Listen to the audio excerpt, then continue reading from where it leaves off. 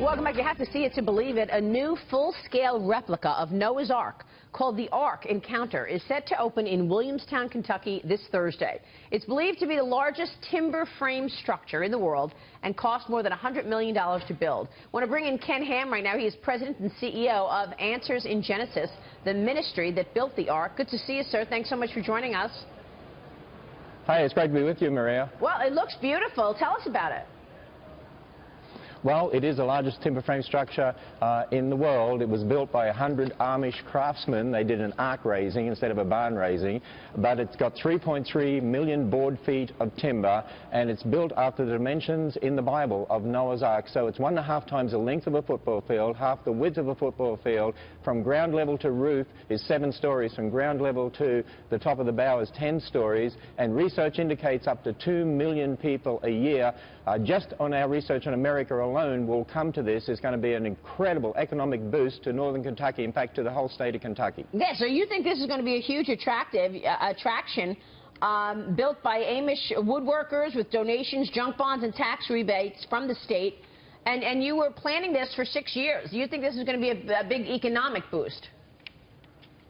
It is. We've actually had outside consultants, Jerry Henry and Associates, who actually did an economic study, and they said based on minimum attendance of just 1.4 million a year, and we think there'll be a lot more than that. In fact, our researchers indicate at least 2 million a year.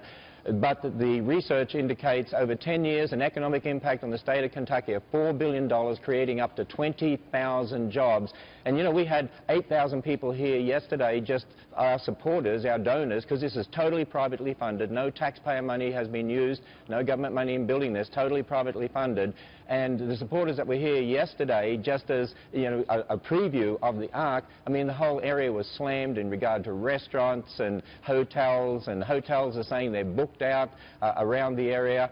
This is really going to also help the tourist industry in northern Kentucky, because we promote other tourist facilities in this area. Sure. Here's Kevin. Ken, a lot of times you're seeing that people are worried about the separation of church and state. A lot of religious groups have been attacked. Have you gotten any pushback from building this, or has there been a lot of challenges along the way? Well, yes, because the state of Kentucky has a tourism tax incentive, which is a rebate on sales tax you generate within your own facility, and they offer that to any tourist facility that actually fulfills all their requirements, and outside consultants check it all out. And it's been given to Kentucky Kingdom and the Speedway, and also to the Bourbon Distillery Museum. And of course we were able to participate too, because it's another tourist facility. But then the secular groups put pressure on the then governor to stop us doing that. So we went to federal court, and a federal judge ruled on the basis of the First Amendment, there's free exercise of religion. If you're going to offer an incentive to any tourist facility, you can't say you can't get it because you're Christian. It's got nothing to do with separation of church issues. Dagan, jump in.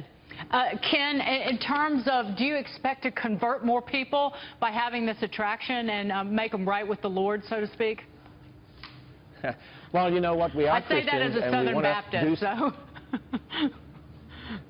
that we are Christians and we do want to get the Christian message out, but we don't hit people on the head with the message. It's done very sensitively. And they can go to arkencounter.com to find out the information. We will do that. Ken, thank you. Ken Ham, we'll be right back.